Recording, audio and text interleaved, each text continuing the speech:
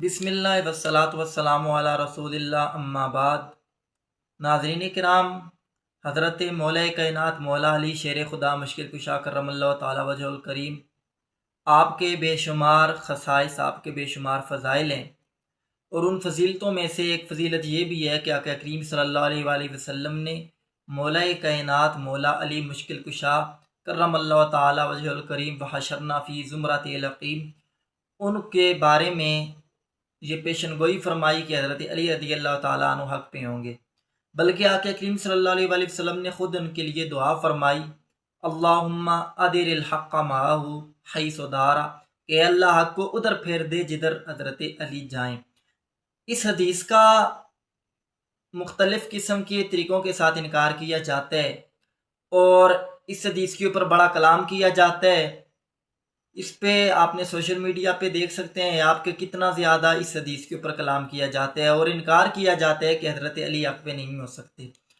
تو اسی حوالے سے مفتی کامران اور جاوید احمد غامدی ان دونوں حضرات کی ویڈیوز موجود ہیں کہ جو اس حدیث پہ بڑا کلام کرتے ہیں اور وہ حضرت علی کے حق پہ ہونے سے انکار کرتے ہیں۔ بہت سارے لوگ اس کے علاوہ بھی حضرت علی کے حق پہ ہونے سے انکار کرتے ہیں۔ ان کا اصل مقصد کیا ہے؟ اصل مقصد یہی ہے، چونکہ ناسبیت کو پھیلایا جا رہا ہے، ابن تیمیہ کے افکار کو اہل سنت میں طریقے کے ساتھ، ہیلوں کے ساتھ داخل کیا جا رہا ہے، تو جب آپ حضرت علی کے حق ہونے سے ہی انکار کر دیں گے تو بڑا آسان ہو جائے گا، پھر یہ معاملہ بڑا آسان ہو جائے گا، یا آپ کے حق ہونے کو ہی ڈاؤٹ فل کر دیا جائے تو معاملہ بڑا آسان ہو جاتا ہے۔ جنگ جمل ہو یا جنگ صفین ہو، جس طرح میں پچھلی ویڈیوز میں بھی ثابت کر چکا ہوں کہ اہل سنت کا یہی موقف اور نظریہ ہے کہ حضرت علی حق پر تھے، اہل سنت کا اس پہ بلکہ اجماع ہے، لیکن اس کے باوجود کچھ لوگ جو ہیں وہ کچھ دوسروں کو جو حضرت علی کے مقابلے میں آئے ان کو حق پہ سمجھتے ہیں، کچھ اہل سنت کے لوگ بھی سمجھتے ہیں، لیکن بعض لوگ صرف ایک طرف کو حق پہ کہتے ہیں، اور اصل جو مقصد ہے وہ یہ ہے کہ جب حضرت علی کو حق پہ ماننے سے انکار کر دیا جائے گا تو دوسری طرف حق پہ ثابت ہو جائے گی۔ اصل مقصد یہ ہے، خطا اجتہادی والوں کو اور تقتلوں کا فیعت الباغیہ والوں ان کو کلین چٹ دینا اصل مقصد ہے جو ہمیں نظر آتا ہے۔ تو آج یہ جو حدیث ہے اس کے حوالے سے ہم بات کریں گے۔ یہ حدیث سنن ترمذی کے اندر موجود ہے، رحم اللہ علی اللہم ادر الحق معہ حیث دارا۔ جامع ترمذی کے اندر 3714 نمبر حدیث ہے، اور یہ اسی سند کے ساتھ جس میں حضرت علی راوی ہیں اور مختار بن نافع وہ راوی ہیں، انہوں نے ابو حیان تیمی سے روایت کی ہے اور انہوں نے حضرت علی سے روایت کی ہے۔ مختار بن نافع اس کو ساقط کہا گیا ہے، اور یہ جو حدیث ہے اسی کو مسند بزار میں بھی، طبرانی اوسط میں بھی، اور اسی طرح امام حاکم نے مستدرک علی الصحیحین میں بھی اسی سند کے ساتھ روایت کی ہے، اور البتہ مسند ابو یعلا میں یہ دوسری سند کے ساتھ موجود ہے، اور مطالب العالیہ میں ابن حجر عسقلانی رحمۃ اللہ تعالی علیہ انہوں نے مسند ابو یعلا کی حدیث کے تمام تر راویوں کو، اسی حدیث کے تمام تر راویوں کو ثقہ قرار دیا ہے اور اس روایت کو صحیح قرار دیا ہے۔ اسی طرح ابن حساکر نے اس روایت کو حسن قرار دیا ہے، اور بہت سارے محدثین ہیں، امام ابو حاتم انہوں نے مختار بن نافع اس کی توثیق کی ہے، ابو حیان نے مختار بن نافع کی توثیق کی ہے، تو بہت سارے ائمہ نے مختار بن نافع کی توثیق کی ہے، اس کو ثقہ راوی بھی قرار دیا ہے۔ لیکن یہاں پہ مفتی کامران نے جھوٹ یہ بولا کہ یہ حدیث گھڑی گئی ہے اور یہ وداع الحدیث تھا۔ تو پہلی چیز تو یہ ہے کہ جن محدثین نے اس حدیث پہ کلام کیا ہے انہوں نے اس کو ضعیف کہا ہے، اور ضعیف حدیث اور موضوع حدیث میں زمین آسمان کا فرق ہوتا ہے، آپ نے اس پہ موضوع کے الزام لگایا ہے اور یہ آپ کا جھوٹ ہے۔ اور دوسری چیز یہ ہے کہ جو مسند ابو یعلا میں اس کا ترک ہے وہ الگ سے ہے، اور اسی طرح امام سیوطی نے الجامع کے اندر انہوں نے ایک اور ترک سے بھی اس روایت کو نقل کی ہے، تو چونکہ اس کے ترک 3 ہو گئے ہیں، تو جب ضعیف روایت ہو، مختلف ترکوں کے ساتھ آ رہی ہو، اور مختلف ترک اگرچہ ضعیف ہی ہوں تو وہ اس کو صحیح بنا دیتے ہیں۔ اور سب سے بڑی بات تو یہ ہے کہ فضائل کے باب میں ویسے بھی ضعیف حدیث بھی قابل قبول اور قابل حجت ہوا کرتی ہے۔ اہل سنت کا یہی نظریہ ہے کہ فضائل کے باب میں ضعیف حدیث بھی قابل قبول ہے، تو اس پر کلام اس طرح سے نہیں کیا جا سکتا ہے، اور یہ حدیث اگر ضعیف بھی ہو تو پھر بھی مسئلہ نہیں ہے، چونکہ حضرت علی کی فضیلت کے باب میں ہے، بلکہ حضرت علی ہی کی نہیں بلکہ اس میں حضرت ابوبکر، حضرت عمر، حضرت عثمان اور حضرت علی چاروں خلفاء کی فضیلت کو بیان کیا گیا ہے جو مکمل حدیث ہے اس میں۔ تو یہ جو حدیث ہے اس کو امام حاکم نے المستدرک میں صحیح نقل کرنے کے بعد انہوں نے اس کو امام بخاری و مسلم کی شرط پہ صحیح قرار دیا ہے۔ اور اسی روایت کی جو تائید میں ایک اور روایت ہے وہ بھی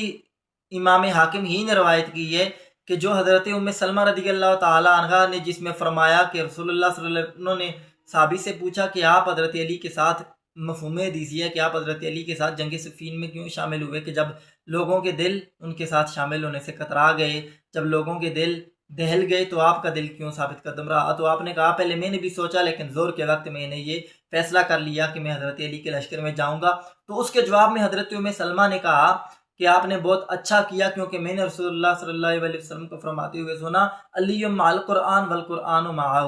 لن یتفرقا حتی یرد علی الحوض، کہ علی قرآن کے ساتھ ہے، قرآن علی کے ساتھ ہے۔ اب اس روایت کا بھی مفتی کامران نے انکار کر دیا، اور انہوں نے کہا کہ اس روایت میں ابو سعید التیمی ہے جو وضاع الحدیث تھے۔ تو اس روایت کو خود امام حاکم نے بھی صحیح قرار دیا ہے، اور اس سے بھی بڑی بات کہ امام ذہبی جو اس معاملے میں سب کو پتہ ہے کتنے متشدد قسم کے آدمی ہیں، انہوں نے بھی اس حدیث کو صحیح قرار دیا ہے، اور انہوں نے بھی امام حاکم کی توثیق کو برقرار رکھا ہے۔ تو امام ذہبی کا اس حدیث کی توثیق کو برقرار رکھنا ہی، تصحیح کو برقرار رکھنا ہی اس پہ دلالت کرتا ہے کہ یہ حدیث صحیح ہے، اس حدیث کا انکار نہیں کیا جا سکتا۔ اور اس حدیث کی تائید تو حدیث ثقلین سے ہوتی ہے کہ آقا کریم صلی اللہ علیہ وسلم نے ارشاد فرمایا کہ انی تارک فیکم الثقلین، جو صحیح مسلم شریف اور سیاستہ کی کتب میں جو روایت موجود ہے اس سے بھی اس کی تائید ہوتی ہے کہ علی قرآن کے ساتھ ہے، قرآن علی کے ساتھ ہے۔ جس طرح رسول اللہ نے فرمایا تھا اہل بیت کے بارے میں کہ اہل بیت قرآن کے ساتھ ہے، قرآن پاک اہل بیت کے ساتھ ہے، تو اس حدیث سے انکار کیا ہی نہیں جا سکتا، کیونکہ اس کی تائید میں وہ روایت بھی اس کی اصل موجود ہے۔ تو لہٰذا اگر یہ ضعیف بھی ہو تو پھر بھی حضرت علی حق پر ہی تھے، اگرچہ یہ حدیث ہو یا نہ ہو پھر بھی حضرت علی، اگرچہ یہ حق والی حدیث موضوع بھی ہو، حضرت علی کا حق پہ ہونا پھر بھی ثابت ہے۔ اس کی وجہ یہ ہے کہ حضرت علی رضی اللہ تعالیٰ عنہ وعلیہ السلام، ان کا حق پہ ہونا اس لیے بالکل واضح ثابت ہے کیونکہ رسول اللہ صلی اللہ علیہ وسلم نے بخاری شریف کی حدیث میں تقتلوا کا فیات الباغیہ فرمایا ہے، تو وہ حدیث ہی حضرت علی کے حق پہ ہونے کے لیے کافی شافی ہے۔ چاہے حضرت عمار کے حق پہ ہونے والی روایات، حضرت علی کے حق پہ ہونے والی روایات، یہ روایات میں حضرت عمار کے بارے میں بھی ہے کہ حضرت عمار وہ حق پہ ہوں گے، حضرت علی وہ حق پہ ہوں گے۔ مفتی کامران یہاں پہ یہ کہہ رہا ہے کہ یہ حدیثیں گھڑی گئی ہیں ایک جانب کو حق کہنے کے لیے، گھڑی نہیں گئی ہیں بلکہ رسول اللہ نے فرمایا ایک جانب کو حق۔ اور دوسرا جو مفتی کامران نے کہا ہے کہ یہ نبیوں والا پروٹوکول ہے، نبیوں کے علاوہ کسی کو یہ پروٹوکول حاصل نہیں ہے کہ اس کو یہ کہا جائے کہ وہ جہاں کہیں بھی حق پہ ہوتے ہیں۔ تو ہم اس کا جائزہ لیتے ہیں، اگر آپ یہ کہتے ہیں کہ یہ نبیوں والا پروٹوکول ہے اور یہ قرآن پاک کے خلاف ہے، تو پھر ہم آپ سے پوچھتے ہیں کہ حضرت عمر رضی اللہ تعالیٰ عنہ، ان کے بارے میں جو حدیث ہے وہ بھی جامع ترمذی کے اندر اور سیاستہ کے اندر وہ روایت موجود ہے کہ رسول اللہ نے فرمایا تھا ان اللہ جعل الحق علی لسان عمر و قلبہ، کہ اللہ نے حق کو حضرت عمر کے دل اور زبان پہ جاری فرما دی ہے، ان کے دل اور زبان پہ رکھا ہے۔ تو پھر وہ روایت وہ یہ نبیوں والا پروٹوکول نہیں ہے کیا؟ اگر یہ کہا جائے کہ کسی کو حق پہ کہنے سے اس میں اللہ یعذ باللہ نبیوں کی شان میں تنقیص ہوگی، تو پھر حضرت عمر کی کے حوالے سے جو روایت ہے اور اس کی سند پہ بھی کوئی کلام نہیں ہے، تو پھر تو وہ روایت بھی آپ کے نزدیک اس کا پھر کیا حکم ہوگا؟ آپ حضرت عمر کے بارے میں حق کو تسلیم کرتے ہیں، حضرت علی کے بارے میں تسلیم نہیں کرتے، حالانکہ خود حضرت عمر ہی حضرت علی کے بارے میں فرماتے ہیں، وہ کہتے ہیں اعوذ باللہ من معضلۃ لا یکون فی علی، کہ میں ہر اس مشکل سے اللہ کی پناہ مانگتا ہوں کہ جس کا حل علی نہ ہو۔ تو حضرت عمر ہونے کے باوجود فیصلے علی سے کرواتے ہیں، کہتے ہیں لولا علی اللہ ہلاک عمر، حالانکہ اللہ نے ان کی قلب اور زبان پہ رسول اللہ فرماتے ہیں حق کو جاری فرمایا ہے۔ حق پہ ہونے کے باوجود وہ حضرت علی کو اتنی ترجیح دیتے ہیں کہ ان سے فیصلے کرواتے ہیں اور ان کے فیصلے کو حق پہ بھی مانتے ہیں، اور ان کے فیصلوں کے بارے میں یہ کہتے ہیں کہ اگر علی یہاں پہ فیصلہ نہ کرتے تو عمر ہلاک ہو جاتا، تو پھر پتہ چلتا ہے کہ حضرت علی واقعتاً حق پہ تھے۔ اور اس کی تائید اور بہت ساری کثیر روایات ہیں جن سے اس کی تائید ہوتی ہے کہ حضرت علی ہر حال میں حق پہ تھے۔ سب سے بڑی روایت اس حوالے سے یہ ہے کہ آقا کریم صلی اللہ علیہ وسلم کی بارگاہ میں 4 صحابہ آئے، 4 صحابہ نے آ کے حضور کی بارگاہ میں شکایت کی۔ یہ بھی جامع ترمذی کے اندر حدیث موجود ہے، مسند احمد بن حنبل میں موجود ہے، طبرانی میں موجود ہے، حضرت بریدہ سلمی کی روایت، حضرت عمران بن حسین سے اسی طرح یہ روایت مروی ہے، کئی صحابہ سے یہ روایت مروی ہے کہ 4 صحابہ نے حضرت علی کے ایک معاملے کو، جب وہ ایک سریہ سے واپس آئے تو حضرت علی کے بارے میں صحابہ کرام نے یہ سمجھا کہ وقت پہ نہیں تھے، اور ان کے کسی معاملے میں صحابہ کرام نے ان کو خطا اجتہادی پہ سمجھا، تو جب وہ حضور کی بارگاہ میں آ کے شکایت کرتے ہیں تو ایک صحابی نے اٹھ کے شکایت کی تو رسول اللہ نے چہرے انور کو پھیر لیا، دوسرے نے شکایت کی پھر لیا، تیسرے نے شکایت کی پھر لیا۔ جب حضرت بریدہ کھڑے ہوئے تو رسول اللہ نے فرمایا ماذا تريدون من علی، تم علی سے کیا چاہتے ہو؟ 3 بار فرمایا تم علی سے کیا چاہتے ہو؟ علی مجھ سے ہے، میں علی سے ہوں۔ رسول اللہ نے فرمایا کہ جس کا میں مولا ہوں اس کا علی مولا ہے۔ رسول اللہ نے فرمایا کہ علی ہمیشہ حق پہ رہے گا۔ تو گویا حضور کے اس فرمان سے ثابت ہوتا ہے کہ حضرت علی کو صحابہ کرام اگر حضرت علی کے کسی معاملے کو حق پہ نہ سمجھے تو رسول اللہ اس پہ غضبناک ہوتے ہیں۔ اور طبرانی کی روایت میں یہ ہے کہ حضرت بریدہ اسلمی فرماتے ہیں کہ میں حضور کے چہرہ انور سے غصے کو اور غضب کو میں نے پہچان لیا تو میں نے دوبارہ کلمہ پڑھا۔ تو یعنی